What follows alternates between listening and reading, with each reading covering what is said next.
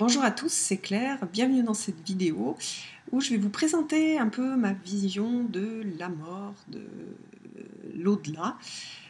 C'est une idée qui m'est venue en présentant Message du paradis de Dorine Virtue. Et j'espère que d'autres youtubeurs, youtubeuses ou blogueurs, blogueuses feront de même, parce que je trouve ça intéressant en fait de voir comment est-ce que les autres perçoivent un peu cet au-delà qui est assez mystérieux, et puis voir un petit peu aussi les expériences que peuvent avoir certaines personnes de l'au-delà. Alors, pour commencer, mon expérience à moi, c'est j'ai été toujours très en lien avec les morts. C'est-à-dire que toute ma jeunesse, j'ai été beaucoup sur la vénération des morts,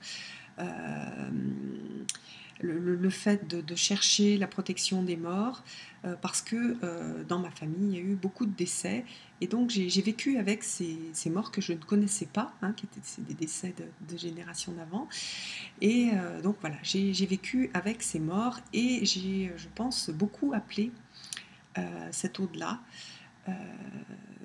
même à tel point que j'en arrivais à passer pas mal de temps près des cimetières. J'étais appelée par les cimetières, je ressentais des choses. Et comme toujours, c'est pas le genre de choses qu'on partage, et j'avais pas l'impression que j'avais quelque chose de pas tout à fait normal. Voilà. Après, j'ai eu des expériences de contact avec beaucoup plus, structuré, de contact avec des morts.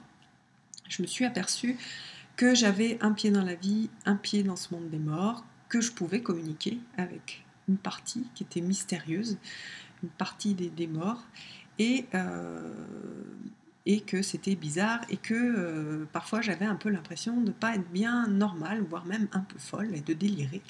Donc voilà, c'est un peu ça mon expérience de base sur la mort. Donc après, j'ai pas mal bossé en psychosophie, en théosophie. J'ai fait partie d'un groupe pendant longtemps, et ça m'a donné une vision de la vie et de la mort, parce que les deux sont très liés, qui m'ont permis de mettre un peu des mots et de comprendre un peu, moi, ce que je contactais, qu'est-ce que je faisais exactement.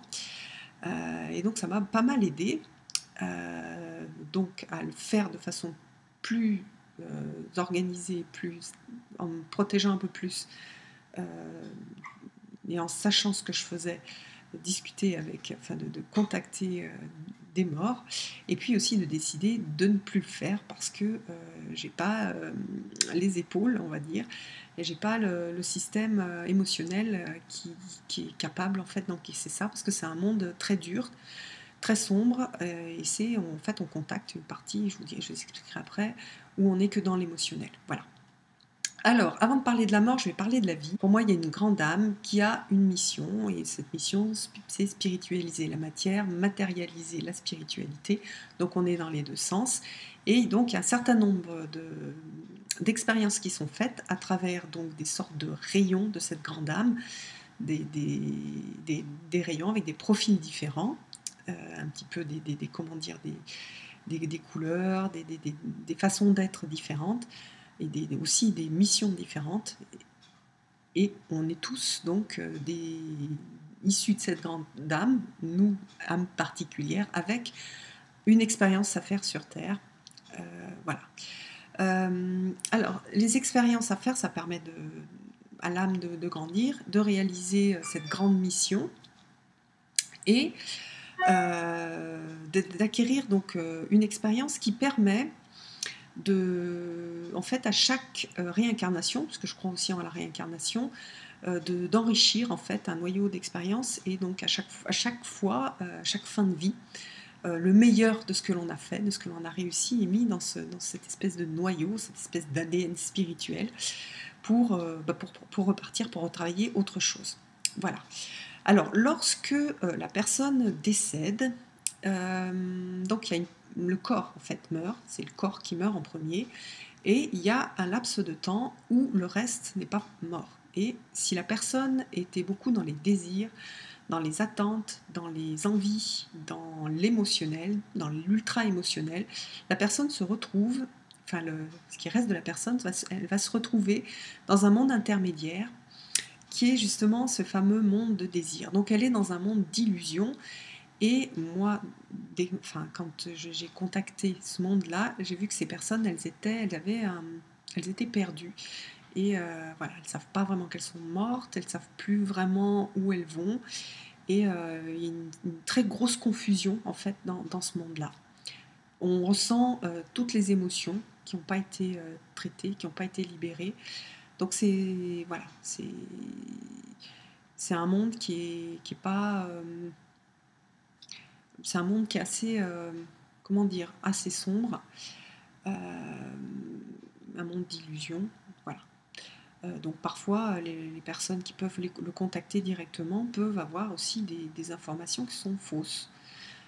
Voilà, c'est pas le monde de l'âme.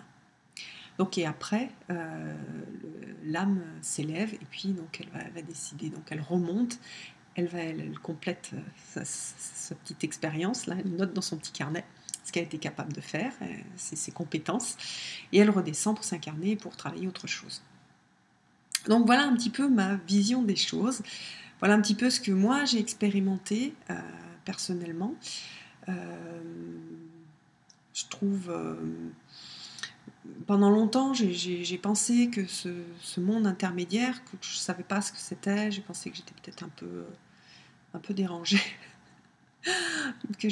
Voilà, je ne sais pas pourquoi moi j'ai ce contact-là. Je pense que c'est parce que j'ai beaucoup vécu dans cette ambiance de mort. Je ne crois pas qu'il faille forcément un don. Je pense qu'il faut une hypersensibilité et puis peut-être appeler aussi ces morts. Voilà, donc après la mort, il y a ce monde qu'on va contacter. Quand on contacte un monde, on ne contacte pas toujours un monde, on n'est pas en contact forcément avec l'âme. Quand on fait une méditation, on essaye de s'élever, d'être en contact avec l'âme. Quand on va contacter des morts, on n'a pas forcément des vérités qui vont sortir. Parce que ces morts-là qu'on arrive à contacter, ils sont dans ce monde d'illusion. Alors après, il reste quand même des traces des gens qui ont tourné la page et qui restent très peu dans ce monde en transit. Donc on peut discuter avec eux, ils vont dire voilà, moi je le fais plus du tout, hein. Faut pas me demander de le faire, mais je l'ai fait voilà, il n'y a pas très longtemps, juste pour un ami, une dernière fois. Donc on voit si les gens ont tourné la page ou s'ils sont encore dans leur corps de souffrance et qu'ils sont coincés là-dedans. Voilà, mais sinon la plupart des gens passent dans la lumière, comme on voit dans le film Ghost Whispers, et donc voilà, ils reviennent au niveau de l'âme, donc on n'est plus beaucoup en contact avec, il reste plus beaucoup de traces de la personnalité, hormis l'impact que ces personnes-là ont eu dans le monde, c'est-à-dire que dans leur vie incarnés, ils ont impacté en fait la matière et donc il reste des traces d'eux dans la matière. Donc c'est en ce sens-là, ils ne sont pas complètement morts. C'est-à-dire on porte toutes les personnes qu'on a rencontrées et qui ont eu une influence sur nous. On a comment dire, on a impacté par eux, donc ils vivent un petit peu aussi à travers nous. Voilà, j'espère que ce partage vous aura intéressé et puis je vous donne rendez-vous pour une prochaine vidéo. Bye bye!